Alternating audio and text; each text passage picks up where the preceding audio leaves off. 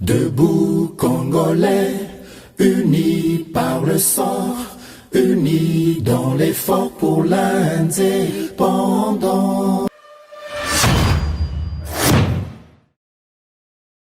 Boza, le bienvenu à GCAM Télévision, fidèles abonnés, chers internautes. Samba Olonga Eli Bosso Nabino Lisusu. Na cadre émission ba éclairé to bengaka Debout Congolais na pesi bino matondo mingi bipa nyonso bozami à travers mokili mobimba po na fidélité pe confiance na bino renouvelé na etando ya GCAM Télévision bendele ko ya te. Restons unis, FARDC toujours na motema. Boyi malamu ete émission Oyo consacrée na bino à travers l'analyse et décryptage d'informations to salaka nazalaka na rituel ya ko loba na motonyon soyoka ka mungongo na nga ete justice yo nzambe moto moko te aishapaka na contrôle nango soki ko échapper na contrôle ya bato mokili yeba nzambe ba échapaka ye ata mokolo moko te mabe nyonso to ko salaka efuta makaka na se tozali une expérience ya ba comède mortel que mutu moko ta salaka mabe etikali inoubliable soki aux huiles futa na yote pendant que tu es encore vivant, sache-le bien que même dans l'au-delà, ton âme ne reposera jamais en paix. Ata to salelio rip ya munene ebele ekulusu to komi rip. Ton âme ne reposera jamais en paix en tant que quelqu'un qui fait du mal. Actualité ezali dominée na oyo ba opposant politique bazali ko réclamer. Petit frère Yamatata Pogno, agent ya OG Frem, azali tabassé à mort dans sa maison la nuit de dimanche vers 1h30 à Lubumbashi au motif d'être frère de Matata et opposant qui combat le régime de Félix Tshisekedi. Les assaillants armés voulaient les tuer. Ça, c'est ce qui rapporte Matata Pogno. Désormais, tous les Matata sont en danger en République démocratique du Congo. Walezali Maloba et Outi, na Matata Pogno. Les réactions n'ont pas tardé de la part de Moïse Katumbi, de la part de Martin Fayoulou condamnant cet acte et mettant bien évidemment cet acte au dos du régime en place, c'est-à-dire au dos de Félix Tshisekedi. Est-ce que réalité est telle qu'ils allaient présenter dans le temps où que ils allaient faire des exactions où la commise na fief ya ba opposant? Est-ce qu'ils allaient monter contre les régimes topé régime où ils allaient commettre ba crime wana topé ba biwana? Nous allons les savoir dans cette émission. Restez branchés toujours en s'abonnant à GCAM Télévision. Actualité à mi balé, tolobeli amona luté na chaîne na biso to ba été ba service na biso secret pe la police ya Goma ville ya Goma ba sala ki penda rapatriement ba lokoti ba mama na biso oyo bateka ka matembelete bateka ka ndunda te bateka ka nzoto na bango bazali bongo ba rwandaise oyo ba ibani mingi na ville ya Goma ba sala ka prostitution ebele bakotaka na Congo na ba voie oyo ezali légalité. Ils allaient à occasion pour la police na biso pe ba service na biso à sécurité ko tchama boko likolo na bango pour na ko rapatrier bango na mboka na bango. Tout ça l'analyse ya sangoana to ba intérêt nini RDC zanango ya ko maîtriser ba makambo ya lolenge wana. Actualité à Misatu, ministre na biso ya défense, vice-premier ministre en charge de la défense Jean-Pierre Bemba Gombo asili bongo kokita na mboka ya Goma epai wapi ya ke ipona ko remonter morale ya mapinga na biso pe ko renforcer confiance na population congolaise ko talisa bango ete tata mokonzi ekolo azalina bango et sengeli penda to za la biso nyonso met dans la main pona ko yeba ndenge nini to ko pousser munguna musika na biso ya sila pe ko talisa na conseil des ministres le cas qui était ba Rwandais bazongi simate mouvement na bango M23. Ils allaient continuer, se préparer, bazongeli ba position na bango initiale, ba position oyo avant oyo ba pesaki na maboko ya EAC ezongi na maboko na bango. Qu'attend la République démocratique du Congo pour commencer à attaquer directement dans une guerre sans retour ces mouvements rebelles? Ils allaient mituna boza ko continuer ko tuna biso pour na nini gouvernement zo ko continuer toujours ko espérer na EAC na SADC alors qu'il faut qu'on lance offensive. Nous y reviendrons tout en parlant aussi de Makambo Ezali Kotala EAC. Salomon Kalonda transféré dans la prison ya Ndolo. Nous reviendrons aussi sur cette actualité. Les bras droits de Moïse Katumbi a quitté à Longwe na Maboko ya renseignement militaire na prison ya Ndolo où Yazali détenu provisoirement en attendant son procès. Voilà tout pour les sommaires. Ce que vous allez mbala liboso na yo ozali ko yo kabasango nanzela ya GCAM télévision ozako yo ka mongongo ya mwana mboka Samba Olonga na sengi na yo au s'abonner pour comme lokola baninga, c'est-à-dire membre permanent ya conseil de sécurité ya Nations Unies, mais il y a GCAM télévision P, il y a émission Debout Congolais. Kobo sana kotika commentaire té, il faut commenter, liker, partager surtout cette émission.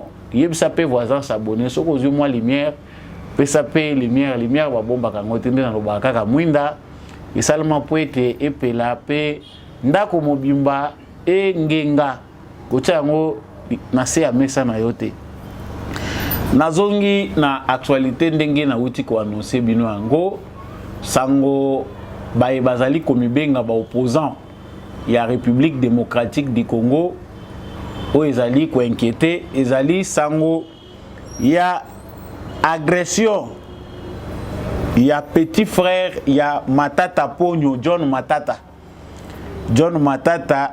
agent ya OG Frem azala ki tabasé na butu ya lelo na ba 1h30 na Lubumbashi selon information ko uta na frère na ye ndenge bozo mona tweet na ye son frère Matata Ponyo alobi ke acte wana eza commis na résidence na ye batoyo batabase ye basaya armé balingaki baboma ye. Bon, on ne sait pas pourquoi babomi était. Désormais, selon Matata, tous les Matata, c'est-à-dire batonyon sa famille Matata, bato bazaka Matata, sont en danger en République démocratique du Congo. Réaction, il y a Matata Ponyo peut tarder, te poto yobi ke awa ezali réciprocité. Kotoyo basimbaki Salomon Kalonda batonyon so pe ba réagisaki et bien évidemment Martin Fayoulou, vieux Martin azangi pété ko réagir à lobby en tout cas ezali acte moko mabe yé pas condamné yango achango toujours na mutu ya régime ya Félix Tshisekedi o ezali ko intimider ba opposants. De la même manière, Moïse Katumbi condamne aussi cet acte qui vise l'un des frères de Matata Ponyo ezali façon ya kolinga kokangisa ba opposants monoko bango bazali ko supporter yango te ba fait yango wana photo ya ndeko na biso ndenge nini azalaki tabase tomoni yango wana ezali ba fait, c'est-à-dire l'opposition congolaise depuis un certain temps revendique et puis dénonce des actions qui visent à limiter leurs actions.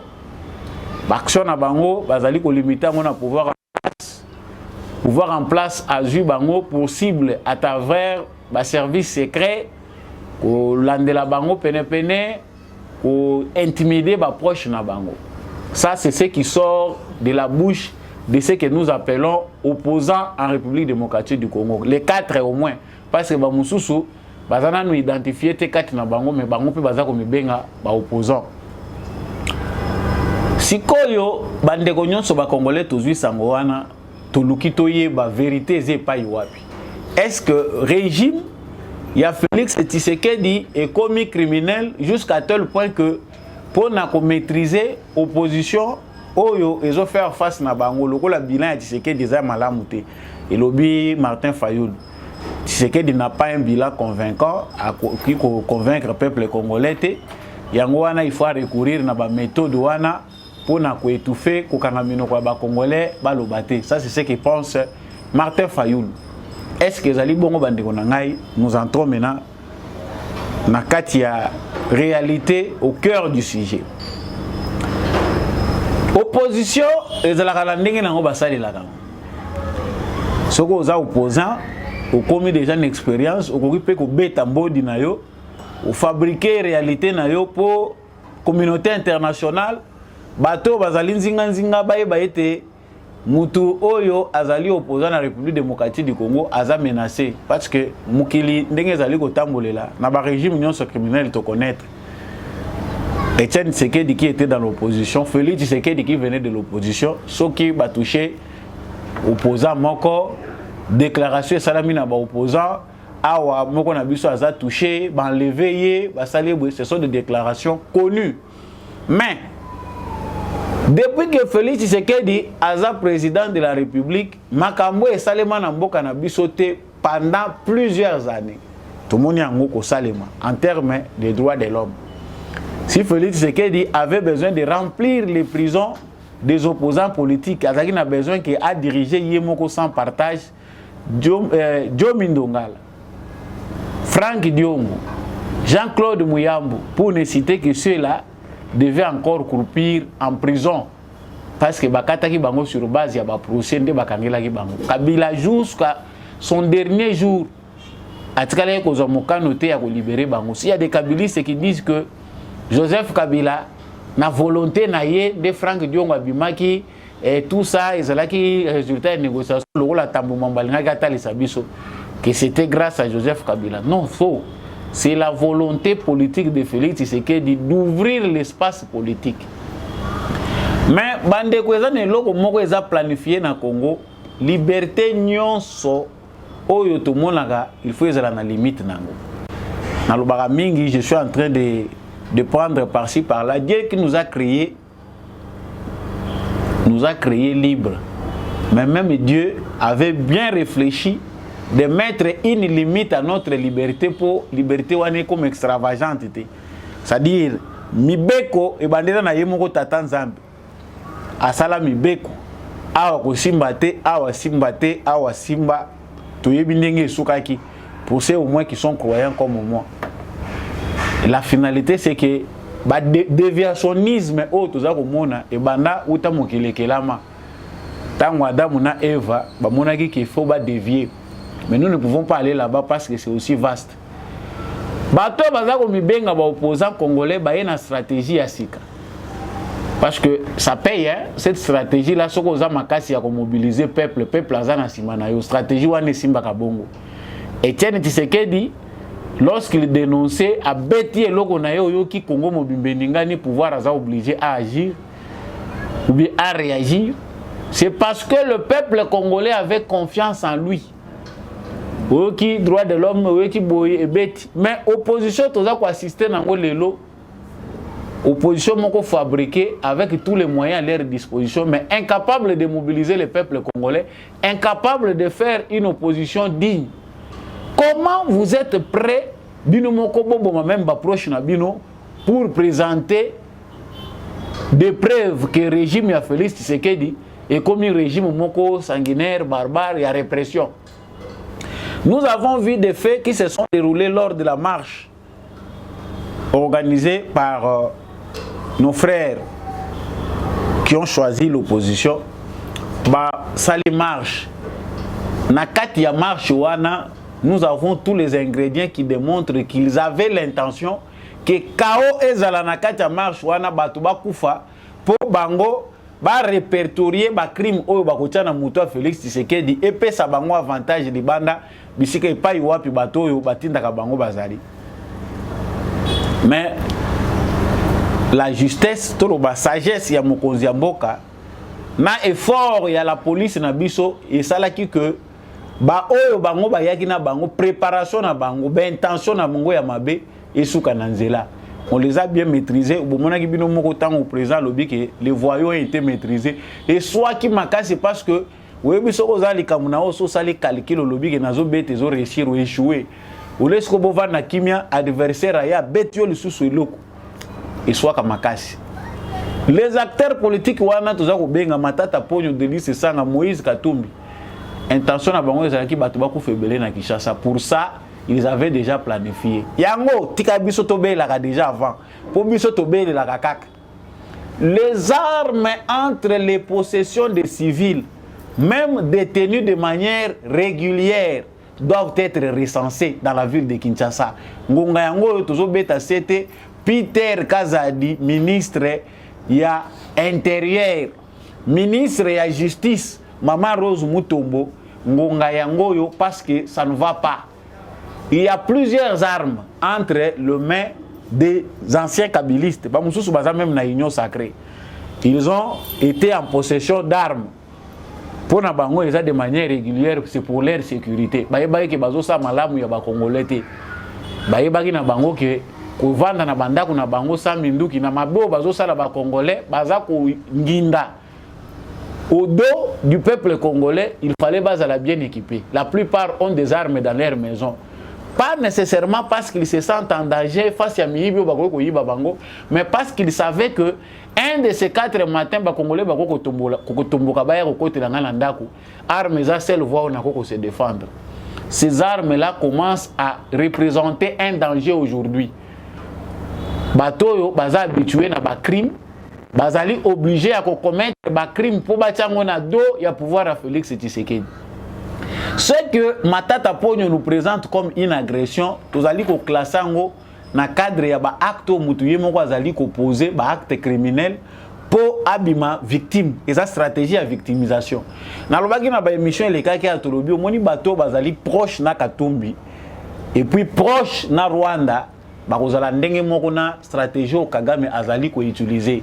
La stratégie de Kagame consiste à tuer ses propres frères, à les faire massacrer pour avoir des éléments, des preuves. Oh, il y a la communauté internationale, il y a des partenaires, que voilà comment la petite Troubi Touti, Bazali victime, il faut nous secourir. C'est comme ça que Kagame, pendant plus de 20 ans, toujours que de 30 ans, Yangoyo, a reçu à avoir dans sa poche toute la communauté internationale avec des éléments qui disent que voilà, Batouti, Bazali population menacée. Cette aventure-là, cette stratégie-là de victimisation est aujourd'hui une éducation où ils ont tout ignorance. Bango bazalaka ba victime. Soko tali bango lelo na ba réseaux sociaux, ils sont parmi les robots communicants au besoin na bazo chat désordre na espace médiatique na biso. Bazo ba kombo ya baluba, mingi balinga ko zo ba kombo ya baluba. La stratégie c'est présenter toujours les Tutsis comme victimes.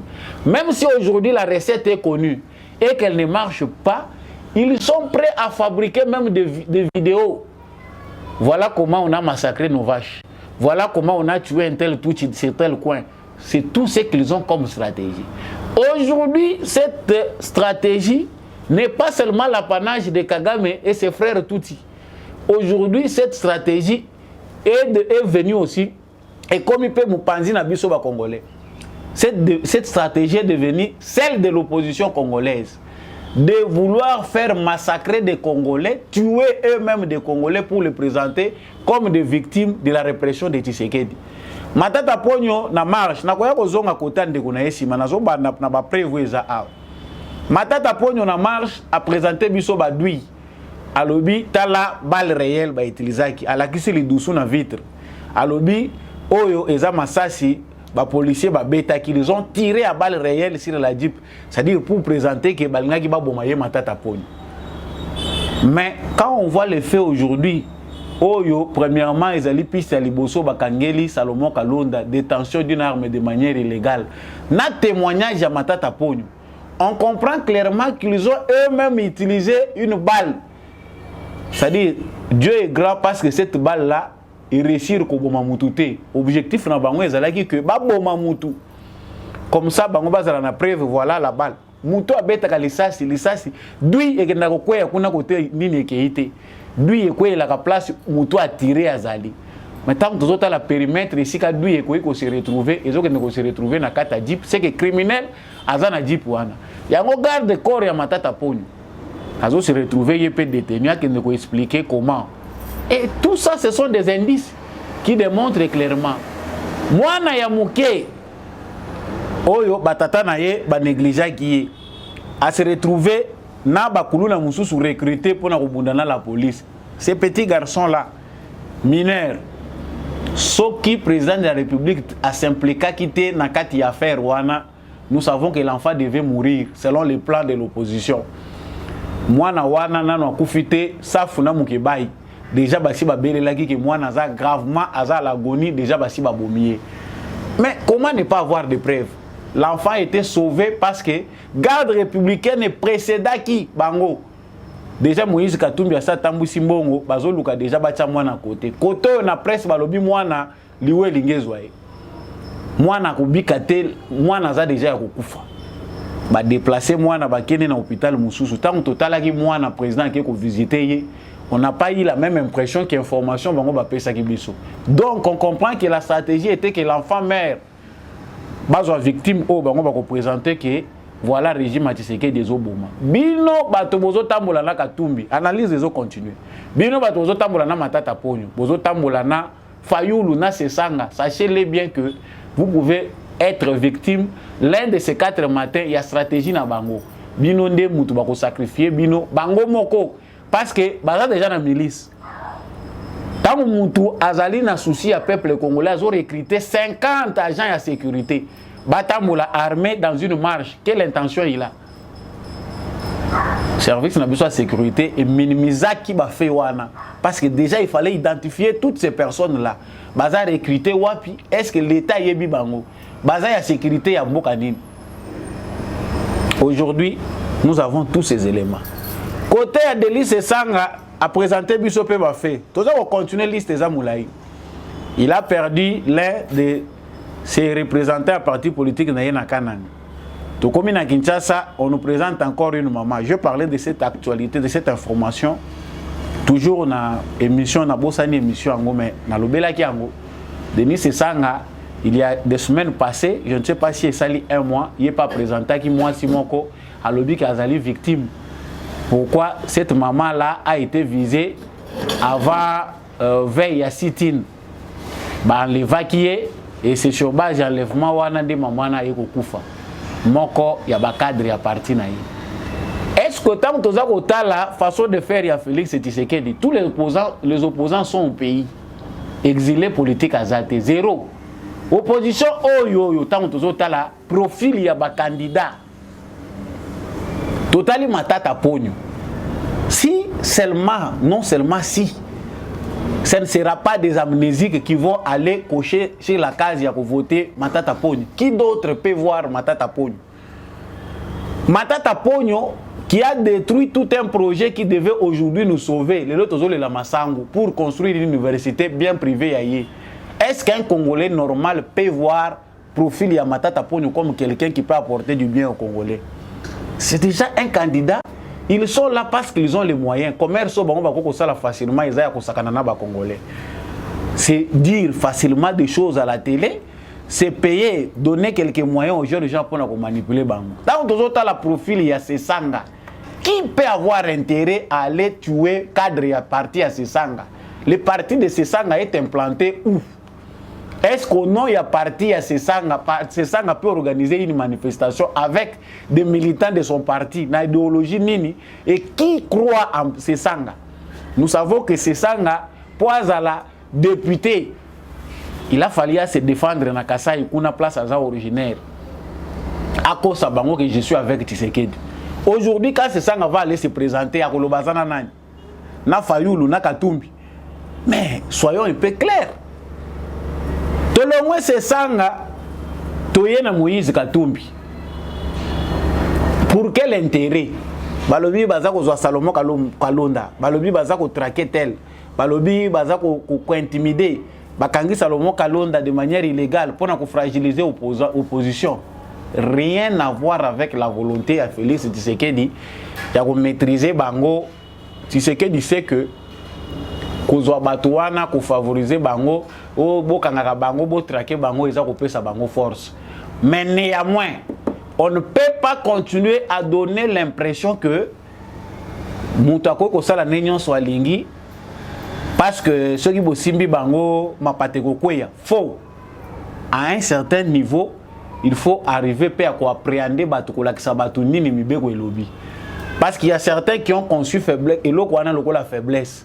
Ah bakosimba bisote so basimbi biso women right akoloba. Women right abandaye koloba nakala, c'était avec raison. Aujourd'hui, Human Rights doit être payé par Katumbi pour dire des choses qui ne cadrent pas. Biso toza kozela Human Rights alobela mingi makambo eza koleka na est ya Congo. Comment on est en train de tuer, comment ba massacre et salami awa toza conclusion nango CPI abimisa liste et puis ba mandat d'arrêt contre ba auteur ya ba crime wana. C'est ça qu'on ne voit pas. Na ba pays mususu tango tozo tala ba pays où eza très démocratique où baza ko servir d'exemple ndenge bango moko balingi. Soko tali façon baza ko réprimer ba manifestants au kondi mateke na mboka loko la France na États-Unis ba ko sala mutu ndenge wana. Ba appréhender mutu baza ko zoyer mutu asi aza déjà mutu maîtrisé. Mais ba vandeli na kingoti akufi, c'est aux États-Unis. En France, ba tirer, ba beti mutu na lisu, mutu akufi lisu na manifestation, batu bazoki brutalité ndenge wana la police. La stratégie, chers frères, John Matata est agressé par batu oyo, ba yebani bien, baza batu ya ba Matata poni bango moko na batu ya Moïse Katumbi. La stratégie c'est celle-là. Ezapo mikolo eza kolanda wa bokomona document kobima.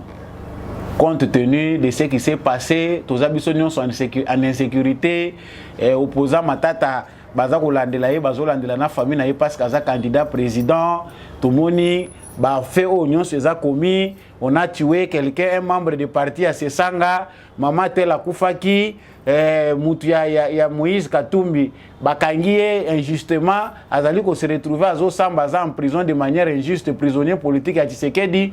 Compte tenu de ça tozali ko noter que situation à droit de l'homme eza malamu te, régime a Félix Tshisekedi eza régime moko ya répression, ils ont restreindre liberté à ba Congolais. C'est ça. Mais balobaka au tempora au mores. Autre temps, autre mers. Ce que nous avons devant nous n'est pas une opposition. Si c'était des opposants, même Ngaï Naza Koloba, ceux qui n'ont pas comme opposant, il y a le président Félix Tshisekedi, ça doit être différent. Il y a des éléments aujourd'hui, Moutousoka Azali honnête, et que Alingi Pendambo Kanaye a commencé la opposition sans seulement se baser sur Makambeleka qui lobby. Les opposants d'aujourd'hui, qui sont d'office criminels préparés pour semer les chaos dans notre pays, utilisent des vieilles méthodes. Il y a des questions qui se victimiser, mais aussi gain de cause. C'est faux. Nous avons des éléments, des faits, des statistiques qui ne trompent pas. Quand on regarde le poids politique de Félix Tshisekedi, tout ce qu'il a réalisé pendant 4 années au sommet de l'État, on ne voit pas un opposant de par son passé ou de par son profil, à côté de Manan Tshisekedi ne pas battre une élection. Ils doivent se prévaloir, mettre la barre très haut. Comme malheureux les amounene, le goro doit être mis liboso mutuka olobi na vimba. Et yazo kansazo vimba pour les mutuka na munene. Bako écraser yo. C'est prévisible que Félix Tshisekedi va gagner les élections sans problème. Mais photos à la ba acte ya boy. Basimbi mnane au côté de l'insécurité. Tout ça, c'est pour empêcher les élections. Tout ça, c'est pour créer un chaos où il peut permettre bango que bako taka na scène politique ou soit effacer Félix Tshisekedi. Koboma Tshisekedi déjà sous l'ordre du jour. Voilà, nazana prophète, mais je sais de quoi je parle. Koboma Tshisekedi déjà sous l'ordre du jour. Même les gens d'accord avec Tshisekedi savent que tuer Félix Tshisekedi n'est pas quelque chose à effleurer même l'esprit na bango. Parce que ce qui va se passer dans ces pays, contrôler les sous mboko atamukolo mokoti. Si cette hypothèse là, Nzambe yemoko valider ango. Mais ils savent que ceux qui ba meke loko ndenge wana na stade auto komi. Na mukilo ya lelo, oyo baza ko potana na banje na bango kuna, eza pratiquement eza kutu ya kotia na mitu na bango te. Pour na bato bazana mission musika, il faut chercher une autre façon de combattre Tshisekedi. On a de tuer encore un autre dirigeant congolais. L'histoire ne va pas se répéter à 3 reprises. Il faut ça de Massou Bongoté. 1 fois, 2 fois. Mais tu as encore un 3e dirigeant. Parce que ça n'a calculé la méthode opposant Moussou. Ça c'est bizarre. Alors, il faut maintenant nous créer. Des agents non identifiés. elongo wana na ba Congo soki wapi o ba agent mususu bazali na Congo Brazzaville baza pe identifié te. Congo Brazzaville alobi accord ya za nango na Rwanda ezali kaka ya makambo bilanga. Ba concession wana eza na cadre d'investissement. Quel argent a Paul Kagame pour ba investisseur ba koma ba Rwandais ba tuti. Ba ya ko investir wapi na Congo Brazzaville. L'intention c'est de vouloir nuire, multiplier des événements malheureux, créer, semer la zizanie partout pour la population congolaise et Tshisekedi. C'est connu. Ce qu'on a un bus, aucun a transport, les Congolais ont déjà ibani nango. Et le Congolais a une la Tshisekedi des amagambo matata ponyo na fayulu na katumbi bakolobate. Les Congolais c'est vrai. Mukili moni biso lokola bazoba, mais Congolais azapeka kazoba te ndenge batu nyonso baza ko kanisa ngo. Les Congolais réfléchissent. Et face devant les choix, les Congolais ont toujours les choix. Félix Tshisekedi aujourd'hui doit être la cible, toi attaquer na bamonionso, mais avoir son bilan. C'est vrai que biso toza ko lobawa, toza pe na ba désirata na biso, toza pe na ba problème na biso. Les Congolais sont encore affamés. Mais on ne résout pas les problèmes de la faim par enchantement. Miracle ko wuta na lola te sile sali kulo olenzala. À part Manu et Koyaka bana Israël, oh ils ont histoire na banguti lelo. Le reste c'est du travail. Ce que zalaka na nzela te polia, il faut nzela ya polia. Pour produire de manière normale, il faut électricité, il faut maï ya malonga. Comment ba koya ko sala projet munene ya bilanga na kata province na bino et si kan nzela ezate maï ezate courant ezate. Soyons quand même raisonnables, ça doit passer par quelque chose. Donc au point où on silisa yango, il faut toyeba ete bande ko na biso baza ko mibenga ba opposant to continuer ko dénoncer réalité tout le temps stratégie na bango ngonga nyonso. Manipulation, mensonge, pour créer des événements, victimisation, surtout stratégie pour na soukisa. Stratégie yo ba imiter à Rwanda ndeza mabe makasi. Pour que bomisa ba Congolais innocents pour to lo ba Tshisekedi muta bomi bango. Il faut cesser avec ces genres de bêtises et ça qu'on honorer mboka na bisoté. Basi ya ba Rwandaise ba maman ba telemaga pour ce ko kepe même na parler du peuple pays.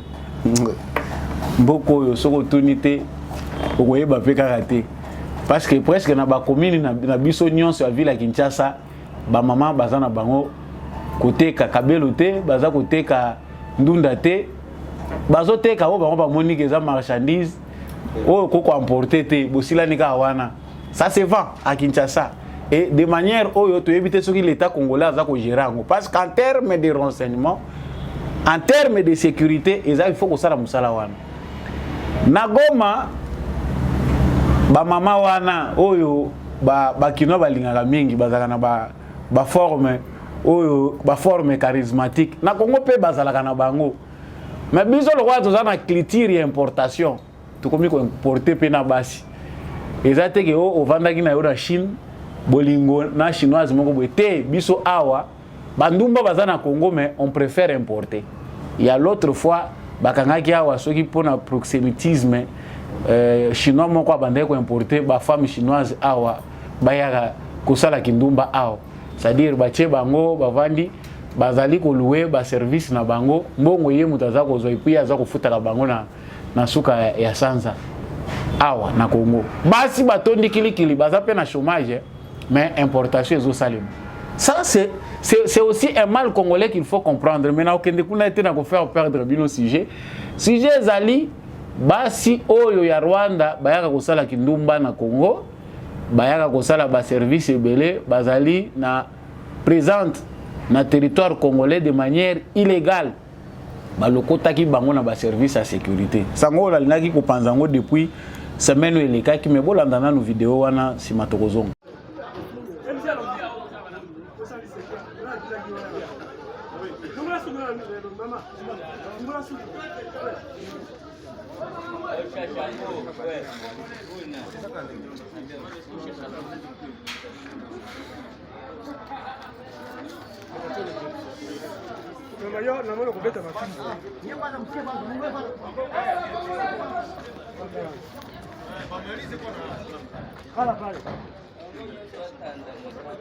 Mama, sembra. Sembra na yo. Ngalia foto hapa. Mama tombo yalo ukuzampata. Dada. Kumeko bana rondo zwa kana kuona kuza mwaga sita. Na batashira mtoto ukuna. Tatuaje pa.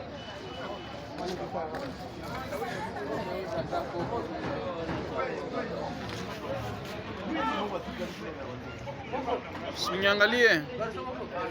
Eh?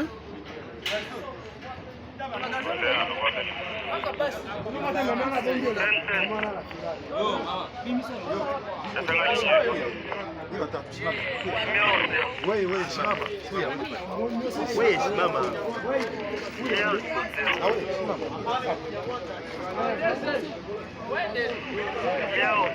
Basi unakuwa mko Mnyarwanda wewe. Wewe Mnyarwanda. Di. Kuyo. Rwandese wako bomba. Kwenda kuni. Yes. Kuya.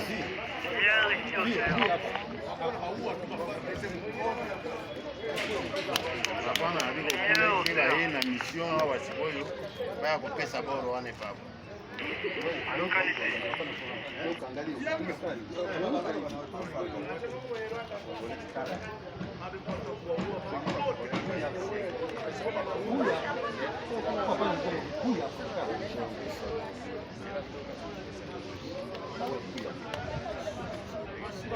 Voilà, nakanisi bomoni bango pour la plupart eza kaka ba poids lourd ba maman ya minene ndenge bomoni bango, c'est-à-dire légende moko ezolega makambo moko ezolega na imagination ba congolais, c'est-à-dire poids à la moisi il faut à la ce qui ndenge nini biso to yebite. Vous allez m'excuser d'aller un peu plus loin, mais tout ce qui wana basi wana to belela ki awa na etando na biso na kanisi bandeko musu pe ba belela ngo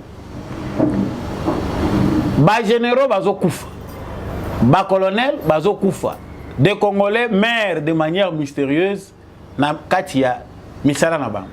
Ba nommé mutu sika kweyo azo kita Goma pour que ne ko remplacer mutu azo remplacer akufi, raison akufeli mystérieuse.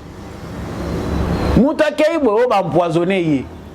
Qui sont ceux-là qui nous empoisonnent? Est-ce c'est notre culture? Banani baza ko sa musala oyo. Congo na munene nango Congo normalement nde mutu faut déverser basi na Rwanda. Parce que basi na biso bazotula. Congo na munene nango il faut nde déverser basi na Rwanda. Mais eloko ya kokamwa biso tozole l'infiltration ao. Basi baza ko kote belé boye, bomoni bango baza ko sala lisusu musala ya ba mama na biso awa. C'est incroyable. La plupart parmi elles aussi, bazali ba agent à service à renseignement. Kagame utilise tout. Ce que Kagame doit créer des pauvres commerçants pour infiltrer Congo, pour déstabiliser la sécurité en Mboka. Si Kagame est prêt à aller dans Congo Brazzaville, inventer ba commerçant ya lokuta ba investisseur lokuta que notre somi mabele pour tout ça la bilanga na Congo Brazzaville. C'est que Sassou ne peut pas faire lui-même. À combien plus forte raison pour infiltrer bino à travers Basi. Bango bazo seka biso balobi biso toza facile ba bemwe. Bière, beer money, women. Donc masanga Basi na mbongo ozuye facilement. Bon. Eza nango pe mabete biso toza na nature na biso tolungi ko jouir jouissance.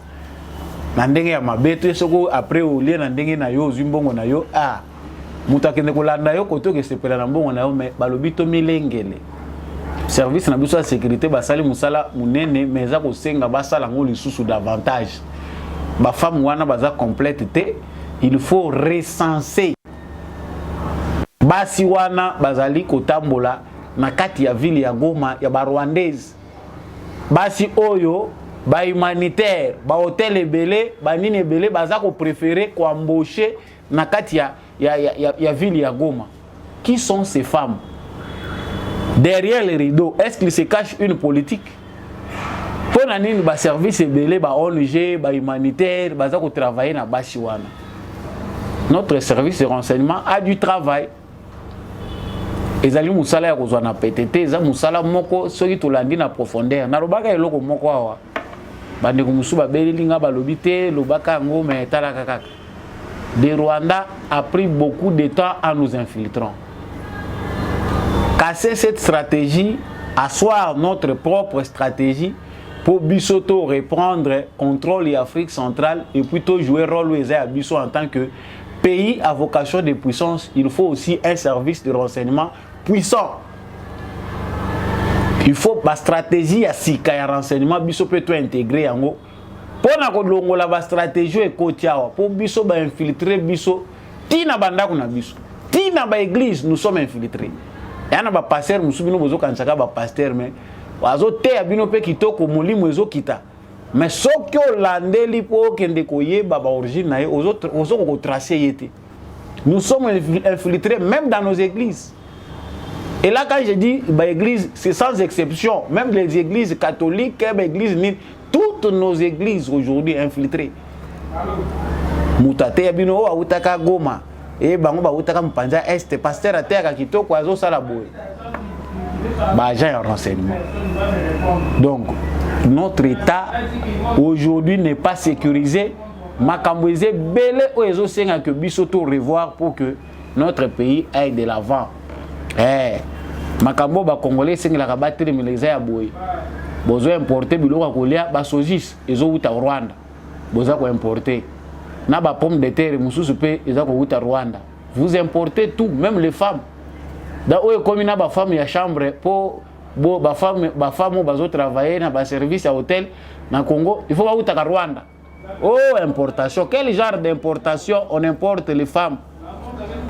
Hein? Na ba travailleurs misalo ba congolais ba ko salawa. Tous importer tout. Comment devons-nous nous développer avec une telle stratégie? On cherche à produire localement. Produisez aussi vos femmes localement. Des travail fait au féminin, il faut aussi localement. Congo est en Abassi à Kitoko. Oyo bakoyi ko encadrer bango venant de toutes les provinces. Bakoyi ko gérer bango pour que les pays reprennent sa place. Mais infiltration, illustration ya ngwana. Na kandi si je na ko umela na ngote. Jean-Pierre Bemba est descendu à Goma pour un réconfort moral dans Bamapinga na biso. Suivez cette courte vidéo et puis tozongi.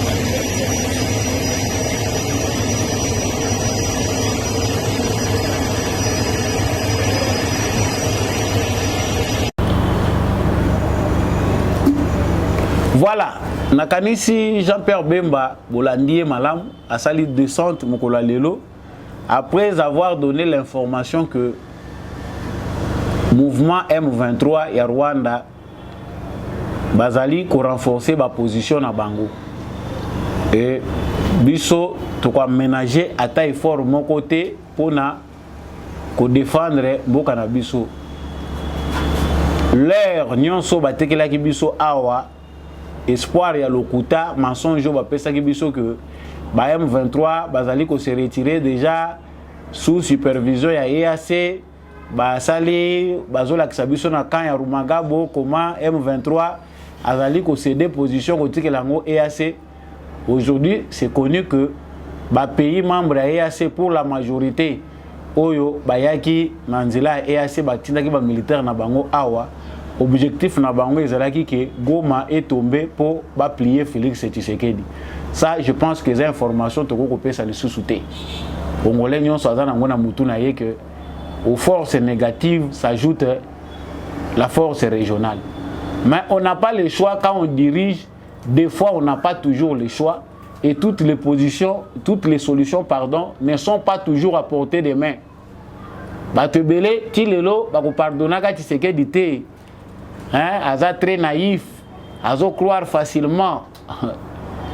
Et ça facile na Congo parce que yo ozota lango libanda, ozota lango na fenêtre peut-être. Oza ko analyser sur base ya moi ba bribe information ozozwa. Mais ezaka ndenge yo ozokanisela te. Congo soko ozokanisa ke na o nyonso so magazine o komi expert, ozomikosa na yo. Même le président de la République apprend toujours du Congo jusqu'à aujourd'hui. Les alliés façon qu'on minimiser le président de la République, c'est bien sûr qu'il y a des informations sur le Congo. Mais Congo, ils ont la langue française. Vous voyez, ils ont sauté. Et vous avez toujours un accord, et vous avez toujours un terme, et vous avez toujours un magamoko qui échappe à contrôle. C'est ce qui est en train de se passer. La présence de Bemba fait suite à Makambo Basola qui est conseil des ministres. Les positions rwandaises. Rwanda a la ici position il y a guerre. Parce que le Rwanda a déjà annoncé que Bango Bango Baza prêt à Bitumba depuis longtemps. Kagame a réaménagé l'armée naïe. Le rôle yoki mou pepe, ils ont bêta par-ci par-là, lobby. Là il faut déjà nazala malam. Mais en Ouganda, il ne faut pas que moi na ya Museveni a bon matata na au pouvoir. Ça c'est ce que Museveni doit éviter. On ne sait pas si cette stratégie là, les États-Unis d'Amérique baza ko cautionner ango. Que moi na wana ya liboma ya Museveni, donc on l'a commis très proche à Kagame. Si Museveni ne le sait pas, ils ont dit que bango batuti bazalaka. Bako ipe ko finaye et puis moi na sali coup d'état. Mais est-ce que les États-Unis baza d'accord ya ko kumba moi na wana ya Museveni na pouvoir? C'est encore quelque chose qu'il faut voir. Mais tous les ébélés bandeko, bolobi mais pour bisoto attaquer tozelaka nini? Pour attaquer les attaques que batakaka neti vaguement non, on se défend parce que il fallait d'abord tout au départ asseoir notre politique d'armée.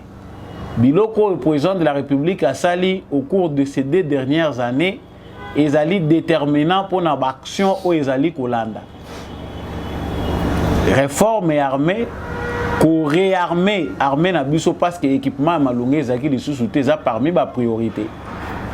Kozwa ba jeune recrutement na kati armée na biso ko rajeunir armée na biso ko remplir ko matissa effectif ya ba militaire na biso eza parmi ba makambo eza ko sala ke to ko lancer de manière ko se lancer de manière désordonnée. Pendant que le président de la République fait sa diplomatie, pendant que nous peuple congolais faisons pression à la communauté internationale pour être justice et ça les matosa pays souverain, nous sommes aussi un peuple souverain, il faut pas respecter biso. Notre armée est en train de s'organiser. Tout le monde a des militaires qui ont formation, qui effectif, et belé bazali na bakan ya formation, ba services spéciaux ils ko se créer, ba équipement ya sikeza koya et ko pesa mana maboko ya bandokité. Na fungo la bino parenthèse moko na lobi awa tozali na point moko et eza très dangereux na armée na biso, c'est ces officiers militaires là qui doivent leurs richesses au bango bazali ko benga récite na bango à Joseph Kabila. Ces gens là qui sont devenus un obstacle bango wana nde mutu bazali ko comploter contre armée na biso, contre organisation ya malamu to ko sala. Donc il faut une nouvelle génération de militaires avec une philosophie républicaine qui est armée et c'est logo ya poche ya mutute armée et ça pour na école au point barre. Soldat aza politicien té, soldat ko la tribaliste té. C'est difficile aujourd'hui parce que nos militaires réfléchissent aussi en tribaliste. Là c'est très grave. Et cette armée là si elle doit être réformée, il faut qu'on tape accent wana. Nationalisme, pensée républicaine, il faut qu'on prêche na bana na biso na Congo. Armée, il faut refléter en haut. Na kanisi na matière ndenge baza ko former ba militaire na biso ya sika, ba jeune militaire o baza en formation. Il faut CTB tama mingi na nationalisme.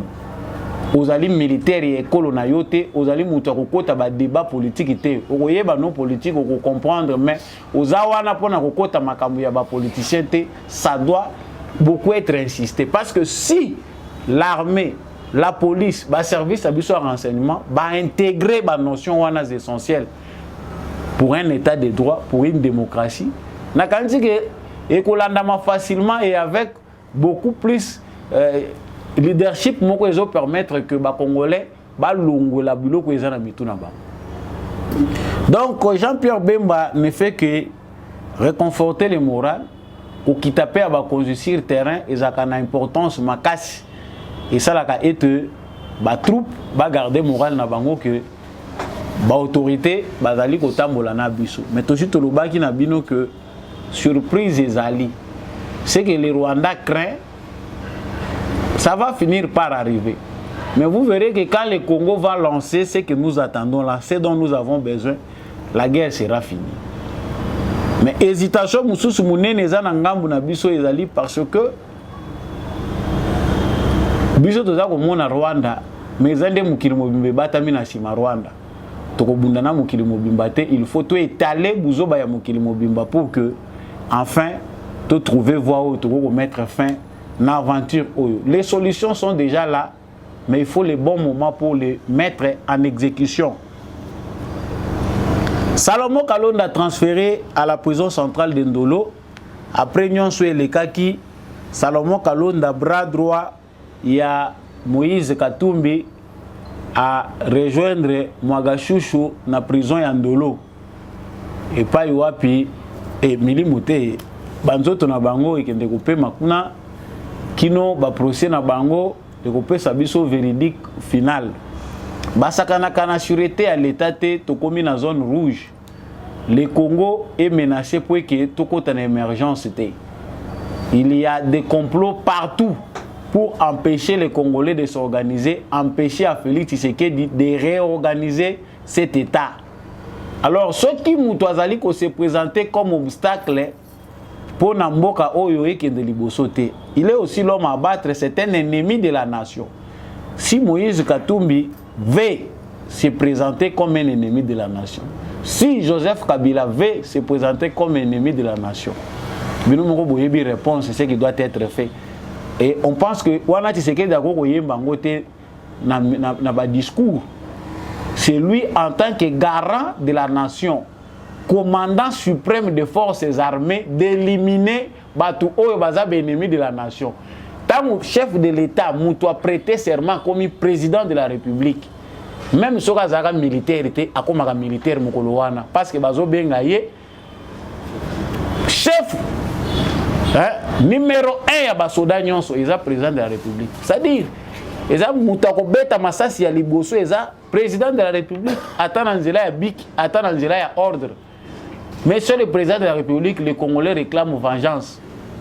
Nous n'entendons plus de vous le comportement d'un pasteur, mais celui d'un guerrier à la tête de la République. Il y a même certains de nos frères qui se sont ligués contre la nation. Aujourd'hui, ils sont ennemis à l'école.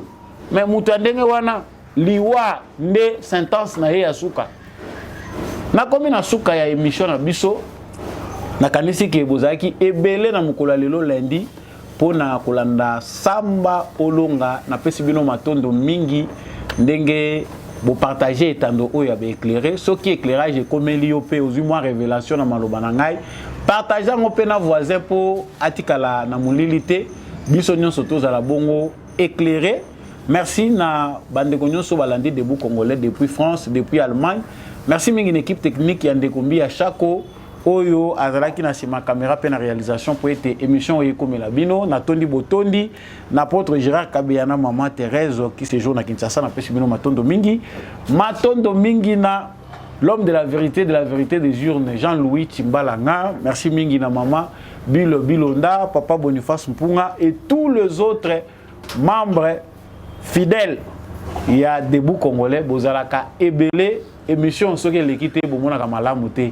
Je suis de plus en plus rare ezali pe malamu pour la méditation pour être actualité na bino ezala toujours na analyse oyo ezali cohérente. Ngai na bino to kabwani wana na pesi bino bon début de semaine tokutani na prochain numéro.